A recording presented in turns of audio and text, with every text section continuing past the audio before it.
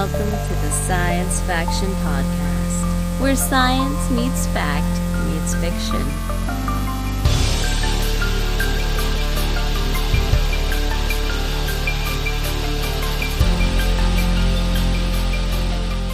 This is Science Faction for the week of December 1st, 2025. I'm one of your hosts, Steven Dominguez, and with me this week, two individuals that were just like, we have to reschedule until we can all be together. I'm Benjamin Daniel Ellis, and, podcast is life. Oh, no. Devin Kraft. No catchphrase?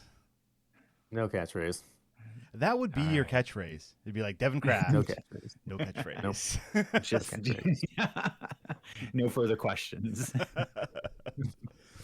How's it going, guys? Did you survive the turkey? Oh yeah. Did all right. The turkey attack. How about you?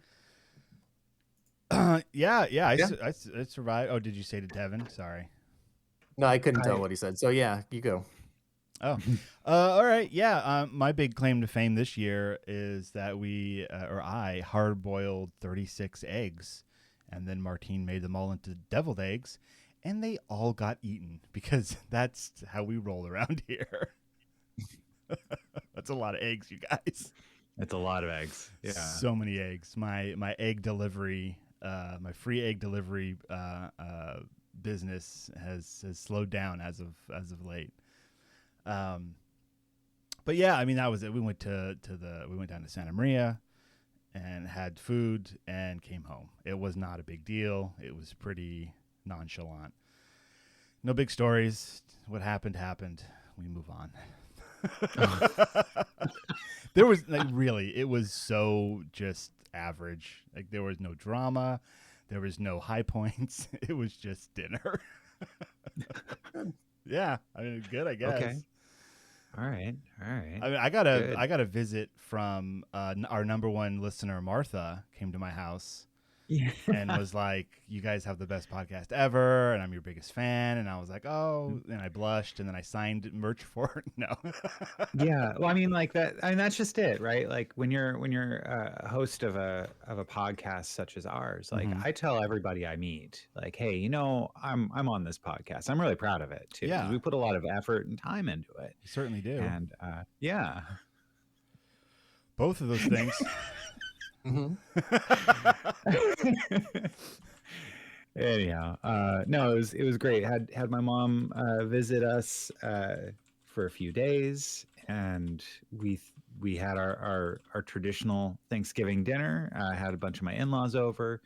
Had the adjacent to the field correspondent came by too. Oh, and nice. he hung out, and yeah, we and we watched a movie. We watched Fifth Element. Oh, with the kid, and nice. Multi-pass, yeah. Of course. Everything. Now I tell you, since I've never watched that film with captions on before. Okay. And like, I understand that film so much more now. Oh. After having watched it this time with captions, I could never tell what Ruby Rod was saying in any of Chris Tucker's scenes. Like it just was like, okay, that's just gibberish. That's completely fair. He's screaming and he's screaming fast. Right. Yeah. Yeah. And there's also like a weird audio modulation happening on his voice too, like for most of the scenes. And it was incomprehensible. And so to actually know what he was saying was like, oh, that's so nice. And then also to to understand where the story is going and to rewatch it is like, oh, that's okay. Now I understand why the scene is in the beginning of the film. And, like I was able to pay attention and see how. So paying attention and knowing what the dialogue is in the film helps you to understand the film. Yeah, that's what you're saying. Okay, weird. That checks out. And I guess what I'm saying is that, like, over the years since, I guess this came out in 1997, over the almost 30 years since it's been out, Am I doing my math wrong? I feel like I'm doing my math wrong, but I'm going It's to run been with it. it's been 87 years. I just like it was nice seeing the film and going, I am picking up on things so much more now than I was the other times I'd watched it. 28 years. It's 28 years later. It's been a long time. Yeah. And but like that being said, it's a really good flick. It's kind of a bummer that Luc Besson's kind of follow up, Valerian in the City of a Thousand Planets, was not great. Yeah, it had its issues, but I remember going to the theater and watching it, so he's got my money. It's okay. Yeah. So, yeah, that was it was a pretty great rewatch. So fantastic. Yeah. Devin, your turn. Tell us about it. About my Thanksgiving? I mean, whatever you want to share, man. We're here. Our ears are open. What is it? I think I don't know if I said this last time, but Thanksgiving Day we didn't really do a full Thanksgiving. And you were very happy about that Thanksgiving was canceled. Oh yeah, that was the whole conversation. Yeah. So we did the full Thanksgiving on Friday. Mm-hmm. It all went fine. It was all fun. No like major issues. Good. We're due for just like a chill time. Like things have been pretty not chill for a while, just in the world in general. So it's nice to have we just had some food. It was fine. That's okay. What else happened? So it was pretty uneventful. So I guess that's a good thing. Yeah. Everybody getting together. Jen's dad is here. He flew in on Thursday and he's leaving tomorrow. Our friend Kate was here from Monday to Saturday. Wow. She made, on Thanksgiving, on Thursday, she made a meal. She made chicken parmesan. Ooh, that's one of your faves, Devin. Yeah, and like if I was gonna make chicken parmesan, I would be lazy. Just get like pre-breaded chicken tenders and pour some spaghetti sauce on there. And wait a minute, mozzarella. Devin doing something the easy way? No. Yeah. That's another thing. I think. This is a tangent. I hear a truck pulling up outside, and it very well could be the Enterprise D coming. Oh my God! Are you so excited, dude? Saucer separation. I'm excited, but I'm not that excited because I think what's going to happen is it's going to get wrapped up, and I'm going to open it on Christmas. So it's not like I get to play with it or build it right away. What do you mean? Well, it's going to be my present, like my Christmas present from Jen or whoever. From whoever? From myself, I guess. But no, just so there's something for me under the tree. Because I mean, if I want something, I'm just going to buy it. Like a whole different tangent is the whole gift giving thing, which I think I've probably talked about before. But we're not on the Christmas episode yet, Devin. Yeah, we're not kids. We don't need to give each other presents. But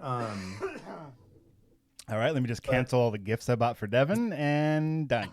I mean, other than like a very like special thing or whatever. Anyway. Yeah. So that was the chicken parmesan. I was saying? Oh yeah, she made chicken parmesan. So I said yes, I would probably do it the easy way. Although now that I'm a bit more skilled at cooking, I probably would bread it myself and fry it myself and maybe do a bit more. But anyway, so she like got vegetables and like chopped them up and like I don't know. She like a bunch of different things, and eventually she like blended some of them. And wow. Anyway, the results, and yeah, she breaded the chicken herself and like fried it in the stove or fried it on the oven, just to brown the outside, and then baked it all. It was honestly, and I told her this. It's honestly probably the best chicken parmesan I've ever had. Like the sauce was like perfect, like sweet, but also like seasoned and like authentic. The chicken was like breaded perfectly and like cooked like just to where it was like nice and certainly not overcooked or dry. Just like it was really good. And I told her that. It was funny. I kind of did a bait and switch because it was later that night, And I was like, I told Jen this because she asked me like, oh, so what did you really think of the food? And I was like, well, I actually told Jen this earlier. And to be perfectly honest, I want to be, honest with you. It was the best chicken parmesan I've ever had. So, and she was like floored, but I'm like, yeah, it was really good. Wow. And she made so much of it. She made like 3 platters of it. So like all the like leftovers I've been having has not been chicken Thanksgiving parm. leftovers. Yeah. Chicken parmesan leftovers. Wow, dude, that's amazing. All right. Well, okay, so let's since we already almost did it, let's segue into your Enterprise D.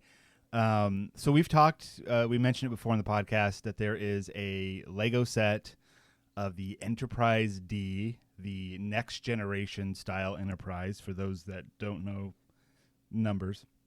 letters, I should say.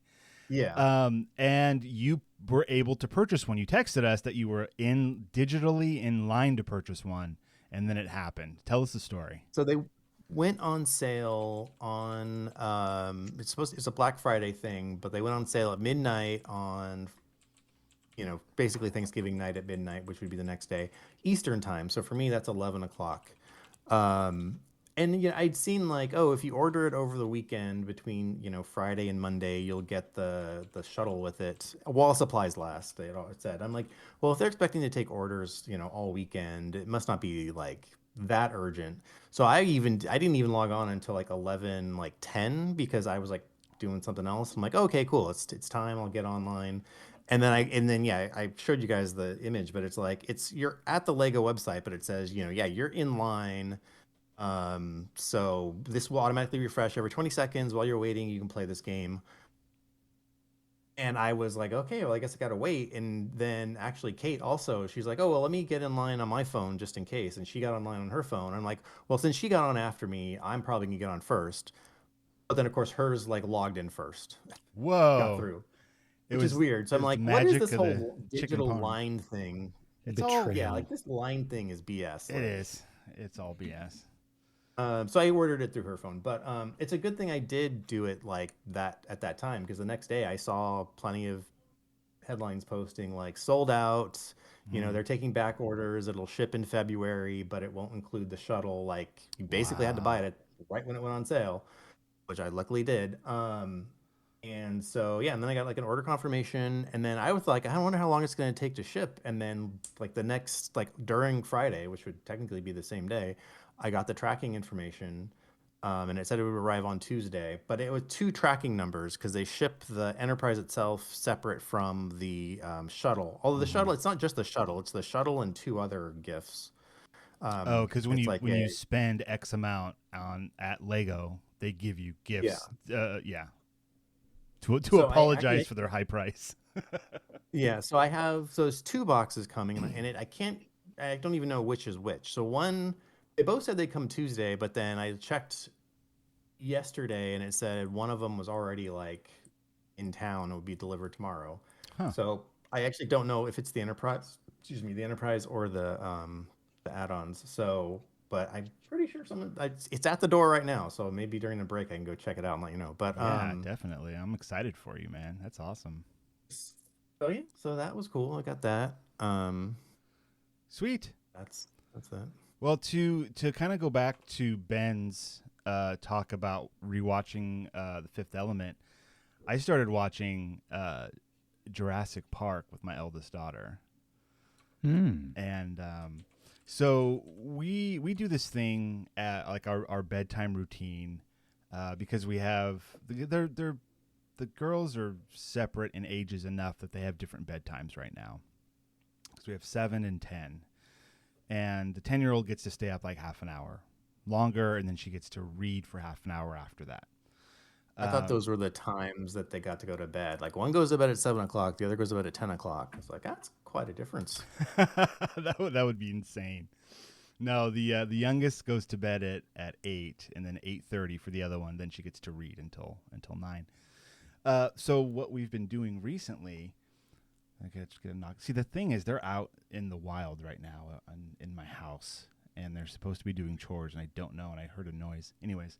The knock is coming from inside the house. The knock is always.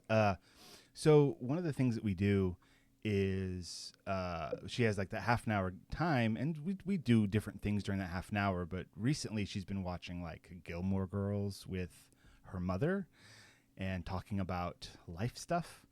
But when it's my turn, Awesome. what? Awesome. Oh, yes, definitely. That's a good mother-daughter bonding experience, I think. And then when it's my turn, we've watched Fellowship of the Ring, which she enjoyed, and we started Two Towers, and she was like, "Yeah," like partway through. I was like, "All right, whatever."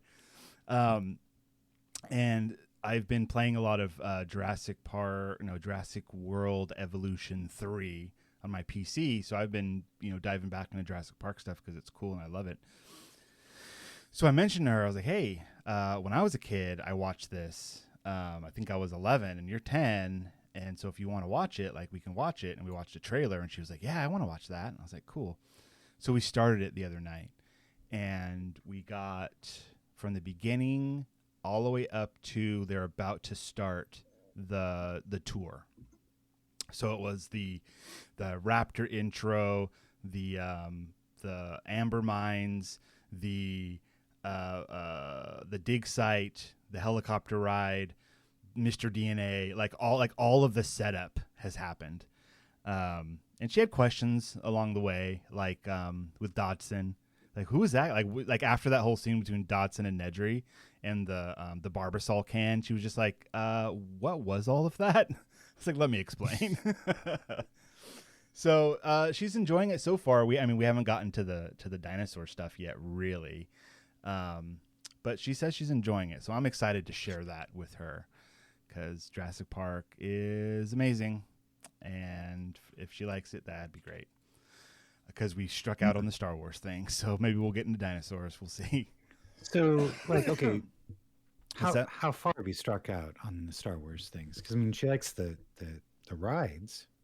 Yeah, it's the movies. They're just not into the movies. My youngest, halfway through Star Wars, she got bored and left.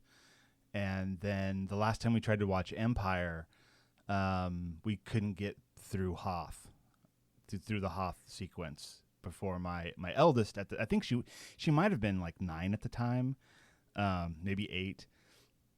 She was just like, I don't want to. This is too much war for me. And I was like, all right, Not enough stars. Not enough stars. Too much wars. I mean, we did watch Skeleton Crew, and she enjoyed Skeleton Crew. But it's just like the main movies, and I've showed them like some Clone Wars stuff, some story arcs there. But it's just I every now when they show a little bit of interest, like I find the piece of Star Wars media that interest, I think that would match with where they're at, and they've never like hooked into it, which is fine. I'm not going to force it or anything. When they show interest, then I share, but most of the time it's not, so that's fine. So one thing that we do share in is watching lots of Disney movies, and one recently came out in the theater a few days ago, and we went to see it. And I see in our notes here, Devin, you also saw it. You wanna start the Zootopia 2 talk? Or yeah, so we saw it yesterday afternoon, and we had actually just seen Zootopia 1 like a week or two ago. We were all together and watched it. If you like Zootopia 1, I think you'll like Zootopia 2. It's got the same kind of vibe to it, same level of, jokes and fast-paced. Mm-hmm.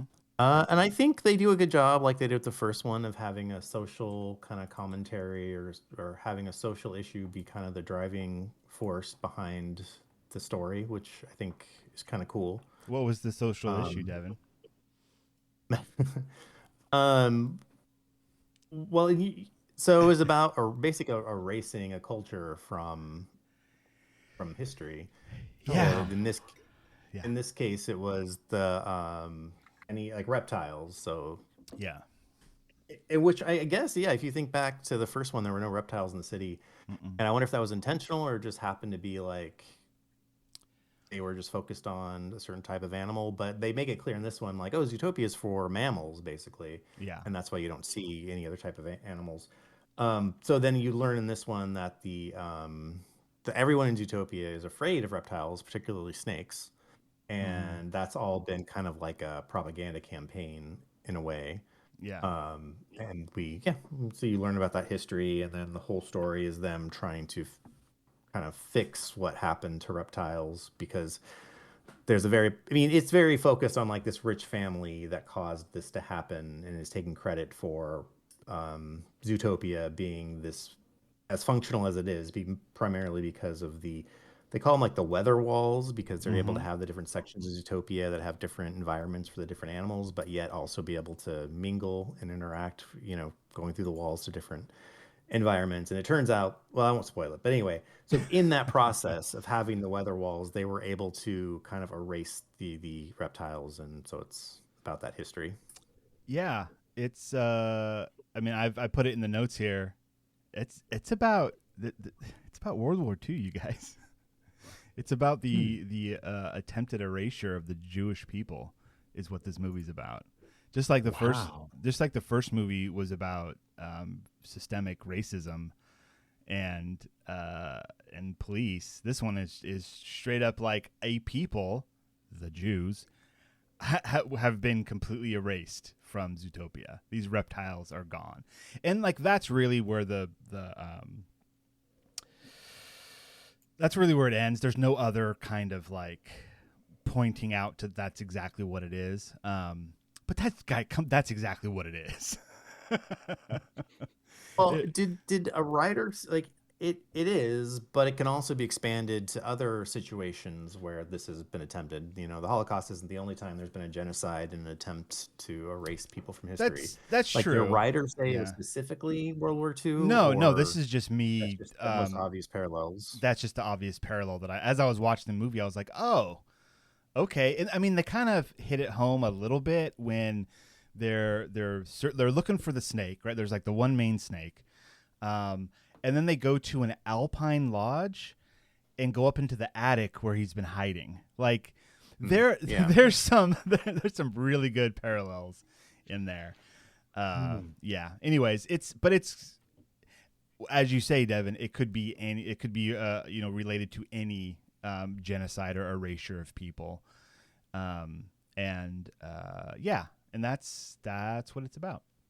But yeah, I enjoyed it as well. And actually the kids, because it is a kids movie after all, my eldest was like, this is one of the few times that I think I like the sequel just as much as the first one. I was like, oh, fantastic. So, very cool. And then my youngest was like, I liked it. And then that was it.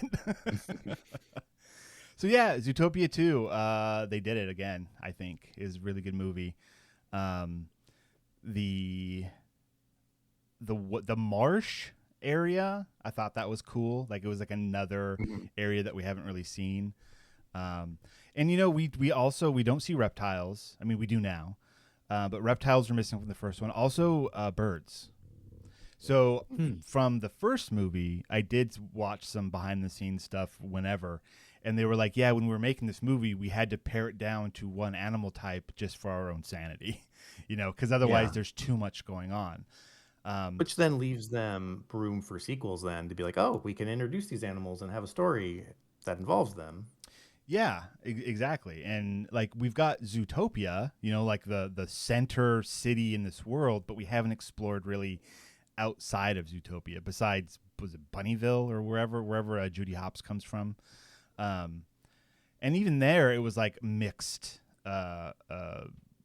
species.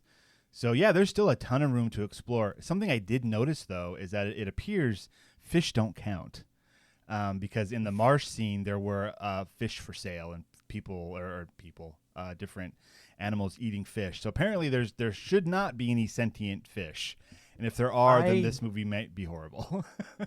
And I wondered that from the first one, because the first one was about predators and prey. I don't think they really answered the question of, well, then what do they eat? We can just assume they're all vegetarian, I guess. They never really get into it. The first one.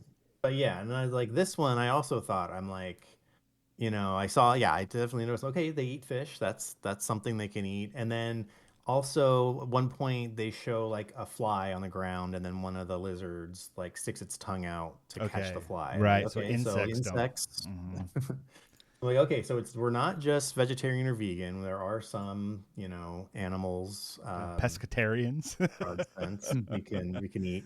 And then where's the line drawn? Because how easy would it be to be like, oh, like a whale? Do you think a whale in this world is probably sentient? I would assume based on Well, there was a have they shown dolphin. whale? They showed a Oh, dolphin, the dolphin, yeah. right? That's right. Dolphin's a mammal. Whale's a mammal. Mammals. So I mean, it Sure. would be interesting to see like Yeah. underwater,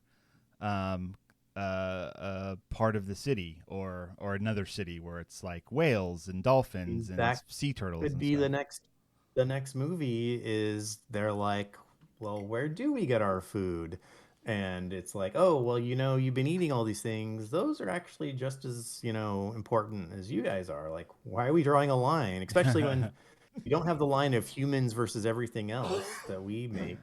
You've got actual like tons and tons of different species that we obviously say are, have the right not to be murdered to be food. So, how do you draw that line? I'm sure there could be some conspiracy behind that, and For sure.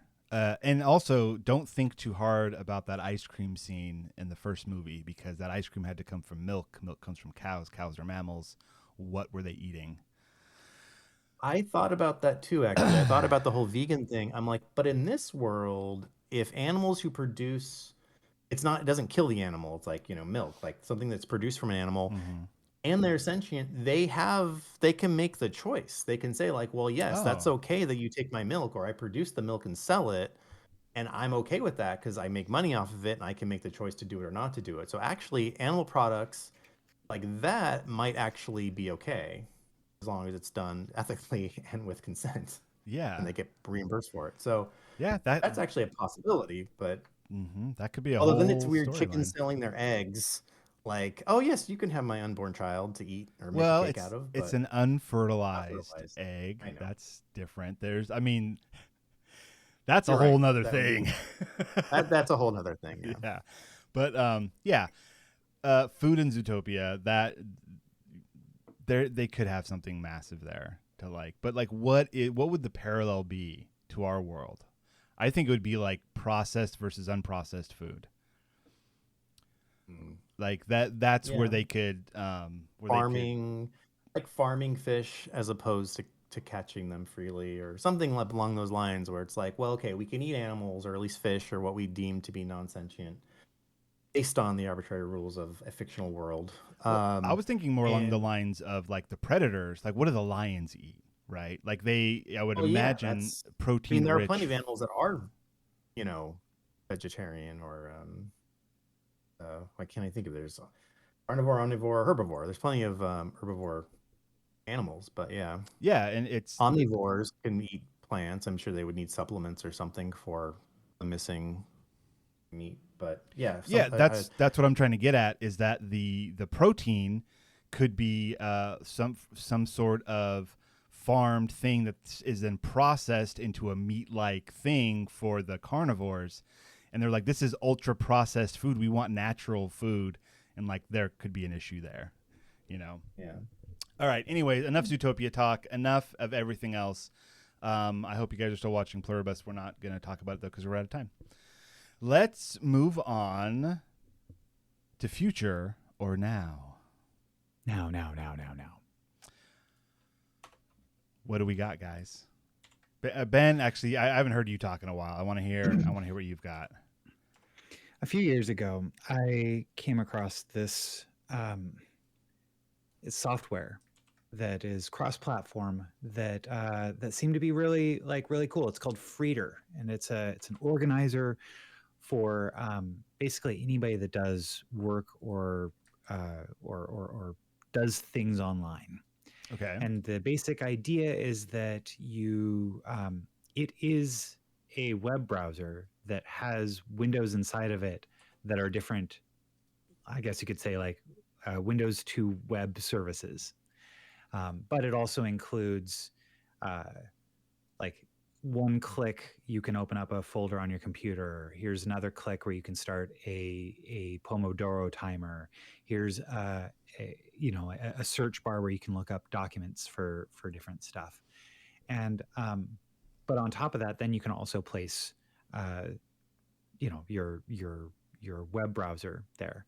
And this really worked for me on a lot of different ways. In fact, specifically working on this show, I was able to set up a board that kind of a project that was based on this show, and I could have one click, here is where we start our online stopwatch that we use, and here's one click where like I can see this is the window that usually contains my my notes, all sorts of different stuff there. And but it was a really neat app.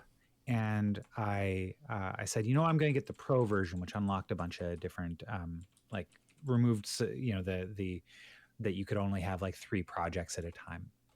And then almost immediately upon me purchasing the pro version, the creator of the app decided to just stop developing it and leave it be. And I think I only spent like $15 on it, but I was like, well, that's a bummer, especially because this is a web browser thing. And with the amount of security updates that happen with web browsers, I don't want to use something that isn't going to be regularly updated. So I was looking through my computer the other day and just going like, hey, you know what are all the apps I have in my applications folder? Like, let's just see what I still have. And I saw I still had Freeder. And I wonder like what's going on with that. And I just went to their website. Turns out that someone had purchased the app from the original developer and then open sourced it. And it is currently completely free and is being regularly developed. So Freeder is back, baby. Wow. And and so if any of this stuff sounds like an interesting thing to you, where you can have different workflows and organization for different stuff, and putting in notes and to-do lists for whatever projects you might have that you're doing on your computer, it's a really neat thing.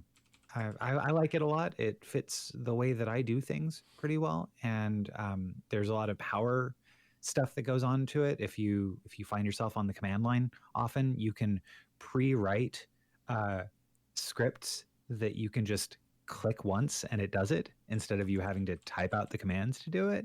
Nice. Yeah, stuff like that. And it's cross-platform, so you can get it on Mac, Linux, Windows, and it just works. So if that's interesting to you at all, great. You can have, if you're checking multiple Google accounts with different for different projects that you've got, you can actually manage all of your email accounts in one app, and have your login get scoped to whether it's just that window or that tab or project or application wide. You can kind of choose that.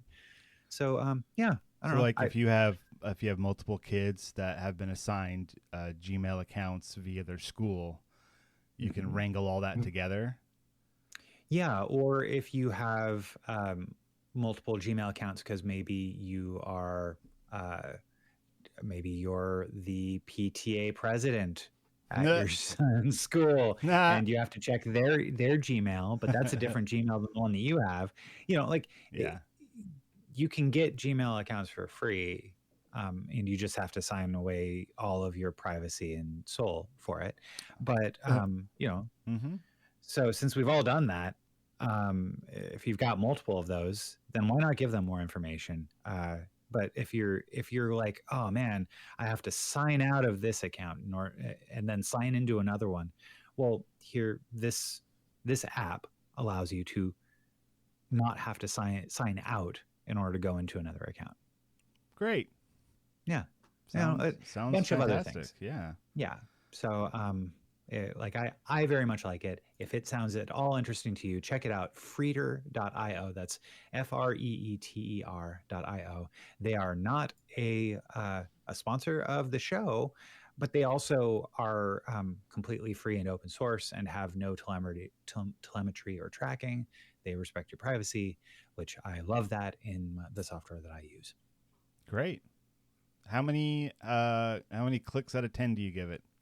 15. 15 clicks. Are they double clicks or regular clicks?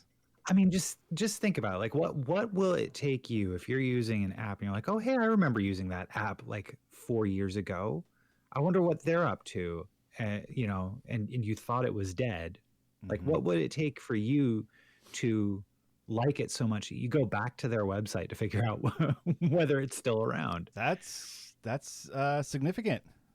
Yeah. So like it left enough of an impression on me that I went back to their website, found that they had a new version, and that they're actively developing it. So like I came back to it.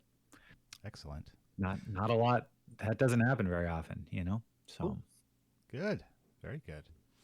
All right. Well then I'm gonna do my science now. I'm calling this one a doggone shame. This comes from Science Daily. It was published November 28th. The title is... Oh. Sorry, I thought I heard a knock. The title is... Scientists studied 47,000 dogs on CBD and found a surprising behavior shift. Data from over 47,000 dogs reveal that CBD is most often used in older pets with chronic health issues. Long-term CBD use was linked to reduced aggression, though other anxious behaviors didn't improve. The trend was strongest among dogs whose owners lived in cannabis-friendly states. So this article is interesting for a couple of reasons. One, the data, and two, how the data was collected, and three, how that's not great. So let's see. Behavior. There's a quote from senior author Dr. Maxwell Leong, an assistant professor and the director of Cannabis Analytics Safety and Health Initiative at Arizona State University. Quote, behaviorally, dogs given CBD products for multiple years are initially more aggressive compared to dogs not receiving those products, but their aggression becomes less intense over time. Which would make sense. You don't give the CBD to medicate the dog unless the dog is showing aggression. So that would make sense. Another quote from Dr. Julia Albright, an associate professor at the College of Veterinary Medicine at the University of Tennessee, says, this long-term behavioral change highlights the potential of CBD as a therapy for canine behavioral issues. Sure. So here's the deal with where does all of this data come from? The research represents the most extensive effort so far to investigate CBD among pet dogs in the U.S. The team relied on the Dog Aging Project, a long-term community science initiative in which owners provide yearly updates on their pet's diet, lifestyle, health, and living conditions. A total of 47,355 dogs were included, with data collected through annual surveys between 2019 and 2023. Got some COVID years in there. Owners detailed how often their dogs consumed CBD or hemp products. Frequent users received a supplement every day, while infrequent users were given supplements less often than once a day. Owners could also indicate that their dogs had never been given CBD. So right away, that to me is a tiny red flag that they're not tracking dosage, right? You either receive a supplement every day, you get it sometimes, or you never get it. Nothing about what else is in the supplement, any kind of dosage information, only frequency, which is a bit of a problem. Clear patterns emerged when the researchers examined which dogs were most likely to be given CBD. In our sample, so this is from Leong. This was Dr. Maxwell Leong. Quote, in our sample, 7.3% of the companion dogs in the U.S. have been given CBD and hemp products. Of these, 2,759 dogs, or 5.8%, were frequent users, which means once a day of some kind of dosage. Dogs receiving the supplements tended to be older on average. They were 3 years older than the dogs that did not receive CBD. So there's a bit more information there, that the dogs are generally older.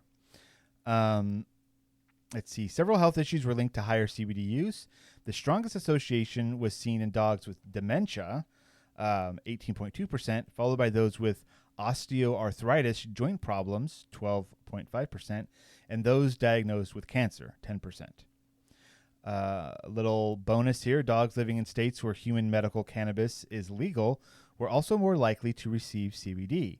This may reflect how owners' attitudes towards cannabis influence their decisions for their pets. Male dogs were given CBD more often, with a 9% higher likelihood than female dogs. However, activity levels did not differ significantly between dogs that used CBD and those that did not. So there's a lot of information. This is like a spaghetti of information thrown against the wall, and we're trying to get some kind of clear-cut understanding out of it. Let's see. Research gaps, safety concerns, and the need for better data. The team noted that the study did not explore the biological reasons behind these behavioral shifts, and controlled research will be necessary to confirm CBD's calming potential.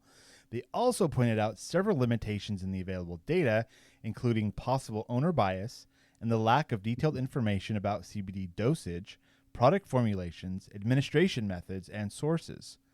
Quote, "At this point, we do not have a complete picture about the behavioral treatment plan," Albright pointed out. Owners considering CBD for their dogs should purchase reliable products and be cautious with dosing, since CBD can cause side effects such as gastrointestinal upset and diarrhea. So this is super interesting. This is like pre-first steps, right? Like there's anecdotal evidence. That's what I think this is really showing. There's anecdotal evidence that CBD does something with dogs, but if they really wanted to get into it and figure out what's going on, they need to do proper science. We need to have a control group. We need to have the CBD in specific dosages. We need from young dogs all the way to old dogs. Like it needs to be a full thing to figure this out. That being said, it also does not appear dangerous. Didn't say anything about dogs ODing on CBD. So like it's also this. Sometimes when you have medicines like this or treatments, however you want to call it, it's like, okay, you're okay up to a point, but then you can overdo it. There's not too much of a risk with that with CBD. As far as I know, which is also not scientific, if you take too much CBD or THC or anything cannabis related, you go to sleep. You're tired and you go to sleep. So, you know. You watched the first couple episodes of the show The Pit on HBO. Have you heard of it? I have heard of it. Yeah, I've heard it's very medically interesting. Yeah, it's pretty intense. It's like a one full day in the ER, and every episode is like 1 hour of that day. So it's mostly supposed to be in real time. Wow. We've only seen the first couple episodes, but and there's multiple cases going on because so many people come in, and so you're jumping around a lot. One of them is this mom and dad bring in their son who looks to be, I don't know, like 7 or 8, and he's unresponsive, but he's breathing. He's got a heartbeat. Like he seems fine. He won't wake up. And it turns out, because for how they look, maybe they look in his mouth and they see like a residue of like this green gummy like type stuff. And then the dad's like, oh no, he's like, he went on a trip and they had like THC gummies and he left one in his pocket and his son got to it. And it was, obviously it must have been a pretty strong dose, but yeah, basically the kid just went to sleep And I haven't seen the rest. I don't know if I'm assuming he's going to eventually wake up and be fine, unless it gets really dark. Devin, you can't start a story and not have the ending. There's plenty of other dark stuff in this show that I don't think this is going to turn out too bad. Most of the doctors are like, well, yeah, it's just a matter of getting it out of his system. Yeah. The real story with that is the mom is like pissed at the dad and is like, well, they're headed for divorce because it's one thing. But I'm just like, yeah, I guess that's what would likely happen. I mean, to literally overdose on THC to where it like cause your heart to stop.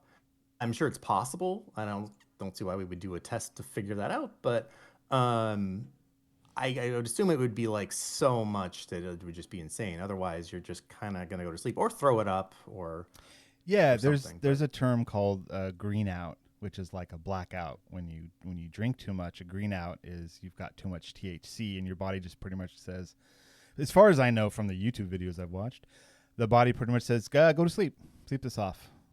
And so then you can't consume anymore, and that's that.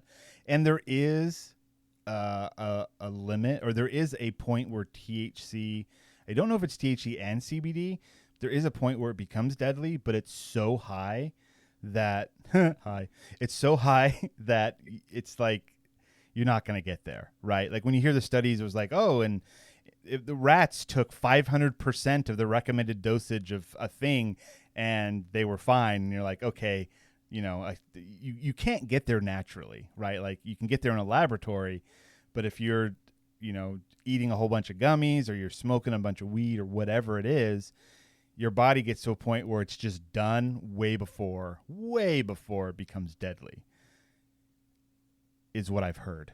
I'm looking for the LD50. I'm looking for the LD50 of THC. Oh, yeah, LD50. That's right.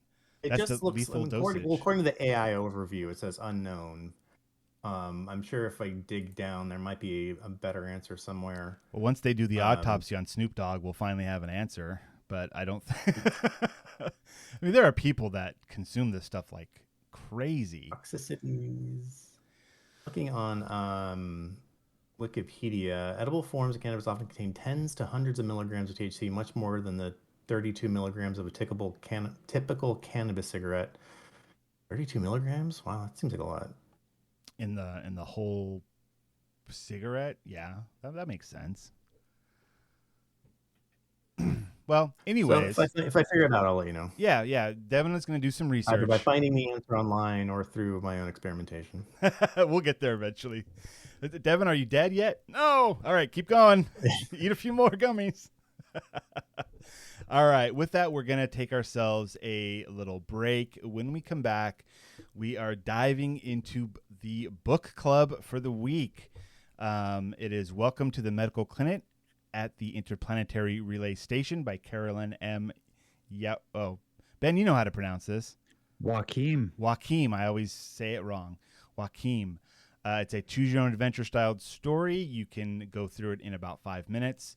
And it's a fun little piece. So check that out. Link is in our show notes. And we'll be right back. You ever notice how everyone in sci-fi movies has a secret society they belong to? The Jedi, the Bene Gesserit, the Illuminati, or whatever. Well, guess what? So do we. It's called our Patreon, and if you join at patreon.com/sciencefactionpodcast, you'll get access to exclusive content, our Discord, and knowledge that normal listeners will never understand. Join us, or remain in the dark. Your call. And we're back. Heyo. Hi. And a big thank you to our patrons, Josh and Renee. Thank you. Yeah, I haven't heard from Josh or Renee for a while. Got you guys doing okay? I know it's a busy time of year. Just want to check in with you guys, make sure everything's good. I have lunch with Josh every once in a while. Oh, how's he doing? So like, doing okay. He's doing good. Right? Good. Yeah. Maybe we'll actually play Walkabout Mini Golf this week with them. That would be fantastic. I want to play more. Would be cool. All right. Do you want to play more? Would you like to play a game? All right. Well, let's get to book club. What are we doing next week? Next week, it's Dark Air by Lincoln Michel. Michael. Lincoln, whatever your name is, if you want to tell us how to pronounce your name, we'll get it right eventually. But it's Dark Air, and it's printed from Granta magazine. So and should be a fun one. I found that in our sciencesensei.com 42 must-read short stories on science fiction that will transform your reality. It was listed in there, which is what we've been grabbing, or what I've been grabbing short stories from. And they've been hit or miss, which is kind of nice. Like I want diversity in my sci-fi. Not everything's for me. I understand that. And with that, let's get to this week, which is... It is Welcome to the Medical Clinic at the Interplanetary Relay Station by Carolyn M. Joachim. Okay, so I have sort of a soft spot in my heart for choose your own adventure novels. I don't know why. Oh, yeah. I didn't have a lot of them as a kid. Like I remember I had a few of them, but it wasn't like something I was obsessed with. I just kind of have a soft spot for them, I guess. This was published in 2016, issue 70 of Lightspeed. And this short story is an A through Z kind of choose your own adventure. But it also pokes fun at being a choose your own adventure because sometimes you can't choose. It's not really a choose your own adventure. Yeah. Well, much okay. like anything in the healthcare system. Devin, it has fun with the idea. Exactly. What did you get the first time, or maybe your only time reading? Or did you just read it through top to bottom, Devin, like a psycho, or did you actually choose things? How did you do it? No, I started by choosing things, and then once I quickly realized that, because I was thinking, okay, I'm going to have to read this and choose my own path, and then to have a better idea of the overall story and what they're doing, I'm going to have to like kind of do it again and choose a different path. But then you kind of quickly see that there's not a lot of variation, and they make fun of that. They even say that in the story. So I basically was just like, well, fine, I'm going to choose my own path, but I'm going to go, if I miss something, I'm going to read that too, just to see where else it could have gone. So kind of like do multiple paths at once. Mm-hmm. But that's not even necessary, because it's like, oh, okay, it tells you like, oh, if you're going to do this, you're just going to come back here, because obviously it's pointless and it's a loop. And there's one particular paragraph I read, and it's like, if you're reading this, it means you messed up, because this isn't on the path. There is nothing in the story, that directs you to this section. Yeah. So if you're reading this, you have failed to follow instructions. Go directly to Z and die your horrible, painful death, or skip to somewhere else since you clearly aren't playing by the rules anyway. So that's what I really loved about this story, is that it is a kind of a pseudo choose your own adventure. The first time I went through it, I survived my trip to the medical clinic, which was you get to Y. But as you read through it, you eventually get down to having to go to Z, which is death. You die a horrible, painful death, but at least you won't have to deal with your insurance company, it says. So yeah, most paths lead to Z, but they kind of alluded to that because... the sign on the clinic door says hours since the last patient death. The number currently posted on the sign is 0. If you enter the clinic anyway, go to C. If you seek medical care elsewhere, go to B. So of course I went to B, and it was like, you are in a relay station in orbit halfway between Saturn and Uranus. There's no other medical care possible. Proceed to C. And so there's a lot of stuff like that, which is kind of funny, but it also stays consistent of like, you're in this weird medical place, weird things happen. It's a whole lot of fun. It's a fun read, you guys. I thought it was a fun read.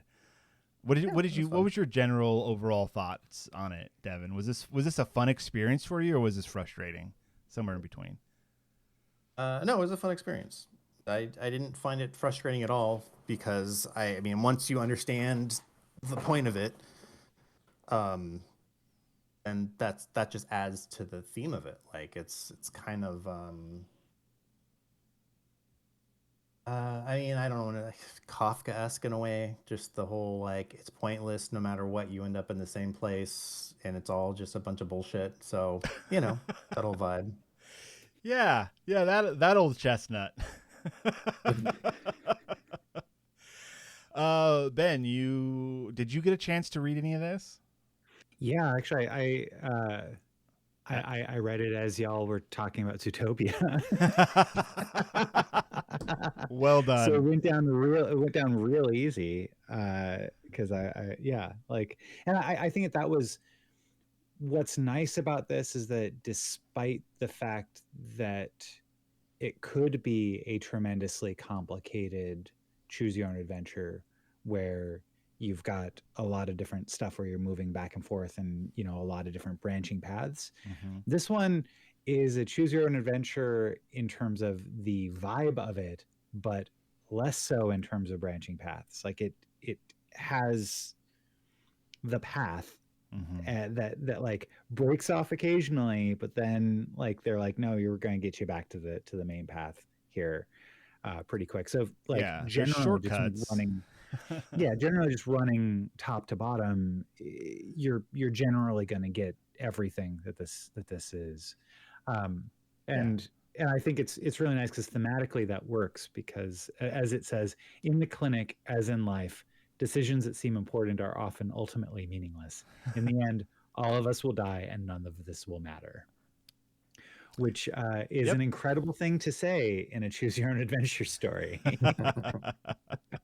So I really liked it. It has a lot of it makes fun of you for pronouncing Uranus anything different because there's an alien from Uranus named a doo-doo.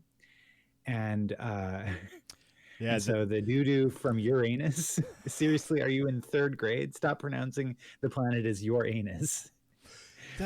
I misread in my mind. In my mind, it was dodo, but no, you're right. It's doo-doo. The doo-doo from Uranus. Yes. Yeah. If you talk to the big brown doo-doo from Uranus, go to G. Mm-hmm. Also, stop snickering. The planet is pronounced Uranus, not Uranus.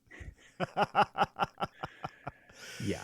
Yeah. So this really reminded me of like Hitchhiker's Guide to the Galaxy, where like the Douglas Adams style humor of like, here's an aside of this wacky thing.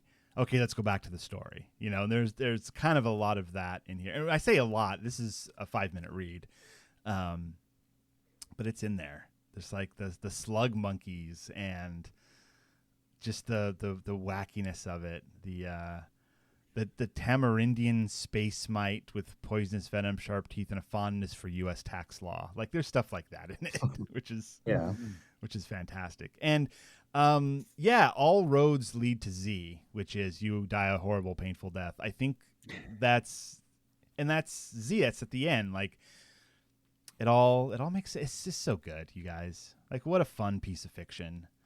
Sci-fi doesn't have to be, hard. It can be really soft sometimes. This is the softest, squishiest, runniest of sci-fi. What am I talking about? That was a whole lot of fun. So I hope there's more sci-fi out there like that. That was beautiful. Carolyn M. Joachim, welcome to the medical clinic at the interplanetary relay station. Links in the show notes if you want to check it out. If you got 5 extra minutes, it's a fun little read. It's kid appropriate. I don't remember anything in here that was terrible. You're gonna get some giggles when you talk about Uranus or Uranus, the brown doo-doo from Uranus. I mean, joins another because Carolyn M. Joachim also wrote Rock, Paper, Scissors, Love, Death, which was also an incredible story. Mm-hmm. So, it's funny. I didn't say the entire name of the story. The story is called "Welcome to the Medical Clinic at the Interplanetary Relay Station. Hours since the last patient death, 0." Oh, yep, that is the full title. So that's the full title. I got that. There's some clever foreshadowing there. All right, gentlemen. I'm going to go back, see what else is on our list of things to talk about. I think I know you deleted all of it. I deleted all of it. I got rid of it all. I was like, congratulations. I was like, there's no way that we are going to be short on time. Have you guys watched any? I'm gonna guess the answer is no for both of you. Any of the newest season of Stranger Things? I've seen the first episode. Oh, interesting. Okay. Yeah, I've watched the first two, I believe. It's interesting because them kids aren't kids anymore. Yeah. I mean, that's the easiest way. I thought, and I don't know if you caught this, Devin. I hope you did. And we'll end on this little bit here because we're just about at the hour mark. But so as we all know, as being people that are aware of pop culture, right? Stranger Things started off a bunch of kids, adventure, sci-fi, magic, fun time. It's good. But the aging of the actors has far outpaced their timeline. I think it's been like 3 years in their timeline, but like in our like 15 years for us or something. It's been, so you've got clearly 20-year-olds playing young teenagers. And in that first episode, one of them or a couple of them kids have a younger sister that has been in the background of all these seasons. Little girl with some ponytails. And in this one, she looks like a teenager trying to play like a 9-year-old. And in the background of one of these scenes, as strange things are happening with her, but you hear her parents in the background like yelling at each other, and the mom yells at the dad, "You don't even pay attention to your kids. You have no idea how old your daughter is." Something like that. And I thought that was like a clever, like little, like, yeah, we know. I remember hearing that, but I didn't put it together as like an inside joke but that makes sense. Yeah, it was. Yeah, I'm pretty sure that was them saying like, "Look, we get it. We have no choice. Kids age. Like, let's just not think about it too hard and move on." Which is, so far in the few episodes I've watched, there's a lot of that, because they are all just so old now. And I really want to. Has there been a series that keeps pace with the aging of the actors? Well, shows that used to like network shows where they had to put out a season every year right on time. They took summers off and that's it. I think most shows from those times kept pace with the actors just because that was just what was happening. Yeah, that's like the very clear example of that is like Friends, where they will like talk about like, oh, the last 3 months we just didn't really do anything. We got a haircut, like, nonsense like that. And so, as an example of the opposite, of course, is The Simpsons, which I'm sure they never thought would be around for 30 to 40 years. And you've got the weird situation where you've got the characters not aging. Yeah. Which causes, plenty of continuity error problems, but it's The Simpsons, so it's supposed to be silly. It's a cartoon. But there are, it causes Homer and Marge's histories to be totally different, and they've really given up on that because they've had Homer, like I just saw an episode where he was a 90s kid. But anyway, I'm over that. Any of those issues with it. What was I going to say though? Sure. Two things. I believe you. Yeah, no. I do. I am to the point. I've been brainwashed. I appreciate modern Simpsons. I've after watching a bajillion episodes of it, I've come to appreciate it. But in the flow chart of Devin's life, all roads lead to The Simpsons. Yeah, I had to. Eventually, it was going to happen. I mean, one day I'm going to have to just break down and watch Discovery, and I'll probably love it because there's not going to be any other Star Trek. But whoa, I was just a joke about the same thing happening with Star Trek. But so two things about that. One was it's funny how often they do episodes where it's either like the future or the past. They really want to play with these characters at a time when they're not this age because they have other stories to tell. But the main point I was going to make, there's a really weird thing they did though with one episode was they wanted to have a young character interact with Apu, and this was actually around the time where the whole controversy with Apu was starting. they had, so if you remember, it's from like a very early episode. There's an episode where Apu has to leave the Quickie Mart, and he's like, he can't leave it alone. And he's like, he takes his nephew, who's like 3 or 4. He's like, I'm putting you in charge. And then the nephew's like, I've waited for this day. And he pulls out a shotgun and cocks it. And Oh, I remember that. Yeah. Yeah. That character, and unfortunately, I don't remember the character's name off the top of my head, but they let that character age, and that character comes back after getting like an MBA, like a master's in business, to come back and run the Quickie Mart. Okay. Was that for this story? And it's like no one. They don't even. Maybe they made a joke about it, and I missed it because I am working while I'm watching a lot of these. Mm-hmm. But it's I don't know if they made a joke about like, why is this the only character ever who's aged? Nobody like aged like the proper like 20 years, 25 years, like, but yet, and they have multiple Christmases and birthdays and stuff. And it's like, no one has said like, wait, we've had like 20 Christmases. How come I'm still 8 years old as Lisa? But anyway, so I just thought it was funny that they actually allowed a character to age and didn't even like acknowledge that was completely different than the rest of the show. Was that their way of replacing Apu? No, it wasn't. It was a way of kind of acknowledging Apu is like stuck in the old kind of traditional or maybe stereotypical like ways.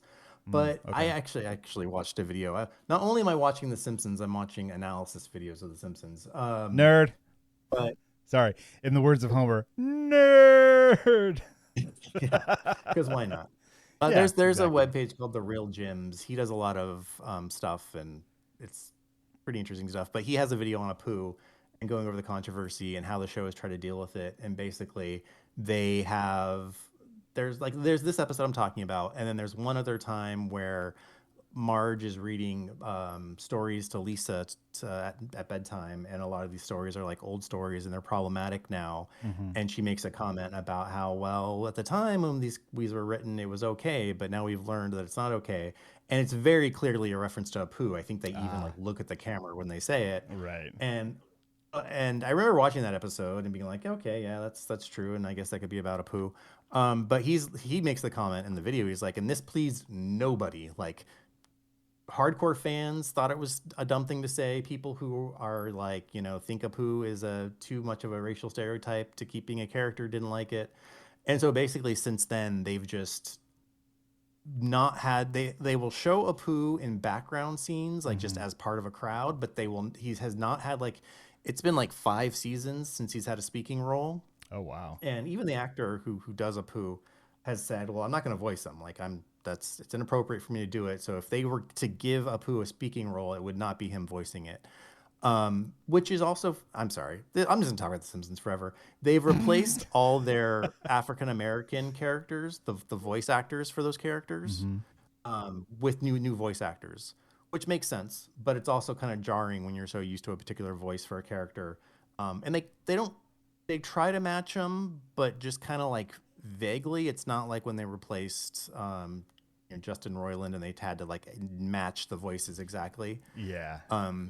Because these are side characters, and part of the point is if you're having an African-American voice actor, you want them to give it their own, personality and spin to it. That's kind of the reason you hire a particular actor. Yeah. So they do that. So if they were to have Apu talk, they would definitely recast him. But they haven't done anything rather than just recast the character, because it's not just the voice, like the tone of the voice that's offensive. It's like what he says and what his job is and like everything about him. So it's like if they ever address it, and the writers and producers have said, yes, eventually we're going to do something. We just don't know what to do with it yet. They're going to have to like have Apu like get a better job, or they've shown that in his history he has like a degree from like MIT, but not the American MIT. They gave it like a different Indian name, but Mumbai something. Yeah. So anyway, that's still out there that they're possibly going to address. And I thought, well, they're having another movie come out. Why not address it in the movie? Yeah, maybe they will. Probably, yeah. Maybe it's just a quick side thing because they can't really focus on that, because then the audience will be like, wait, why are we going to do a whole movie about this? Like, you got to please a wide audience for a movie. Did you say a white audience or a wide audience? Wide audience. But it's also going to be Yeah. interesting because people are going to see this movie who haven't watched The Simpsons in 20 years since the last movie in 2007, and there are going to be like Carl and Dr. Hibbert are going to have different voice actors, and people are going to be like, oh, that's different. But I bet 0 people will care in real life, but online, everyone's gonna care. Online, yeah, they're going to be like, what is this? And they're going to be like, it's been this way for 10 years. You guys just aren't watching The Simpsons. Yeah, what are you getting all up in arms about? All right, I'm gonna call it, you guys. This one's DOA. No, not a rival. DOF, dead on finishing.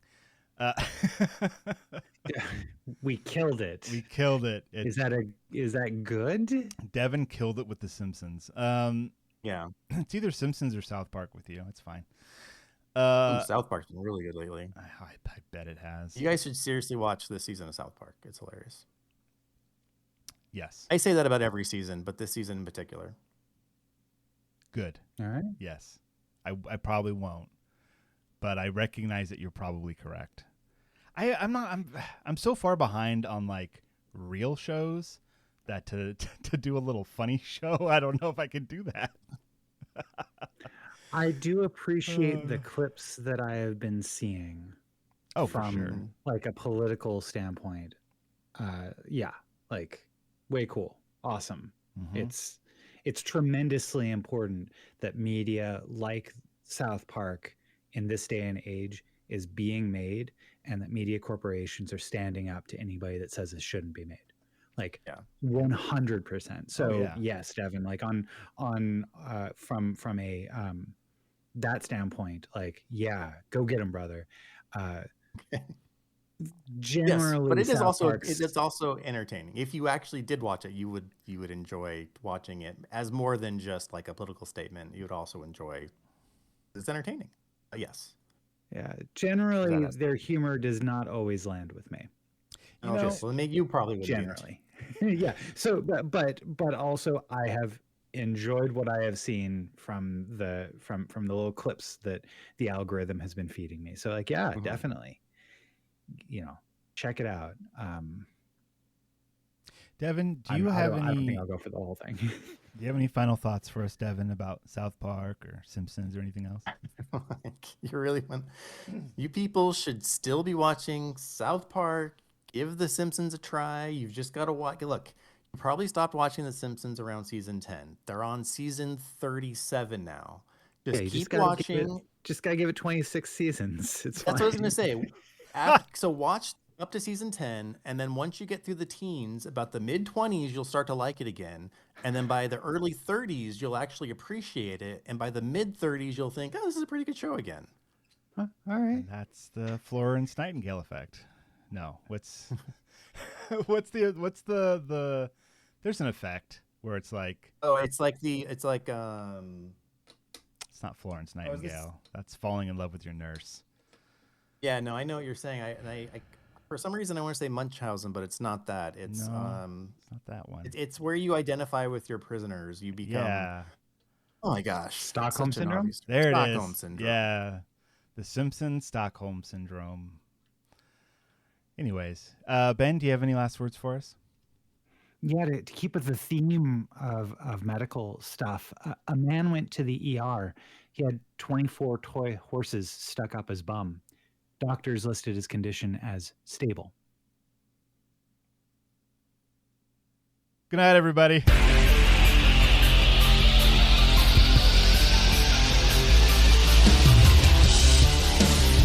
This has been the Science Faction Podcast. Tweet to the host at SciFact Podcast. Email them at sciencefactionpodcast@gmail.com and visit sciencefactionpodcast.com for more episodes.